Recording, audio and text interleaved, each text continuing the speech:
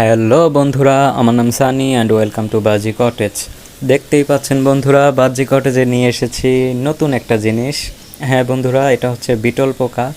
আমি ছোটোবেলায় অনেক বিটল পোকা পালন করেছিলাম এবং অনেক লার্ভাও আমি তৈরি করেছিলাম। সেই লার্ভা থেকে আমি নিজেও বিটল পোকা জন্ম দিয়েছিলাম বা উৎপাদন করেছিলাম। সেই ভিডিওগুলো আমার ইউটিউব চ্যানেলে আছে, অনেক বছর আগের ভিডিও।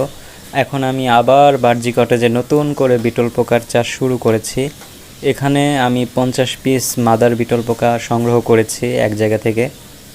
সেখান থেকে আমি বিটল পোকাগুলো মাত্রই এনেছি এবং মাত্রই এনে আমি আমার এই ফুড কন্টেইনারের মধ্যে গমের ভুসিটা দিয়ে, ফ্রেশ গমের ভুসি, এটাতে কোনো পোকা নেই, সেটা আমি যাচাই বাছাই করে এনেছি। এখন সেই ভুসিটা আমি এখানে দিয়ে দিয়েছি এবং ওদেরকে আমি এখানে ছেড়েছি। ওরা একটু এখানে স্টেবল হোক, ওরা একটু এখানে রিল্যাক্স হোক, তারপর আমি ওদের জন্য হাইডিং প্লেস এবং ওদের যে প্রিয় খাবার আলু সেটা দিয়ে দিব।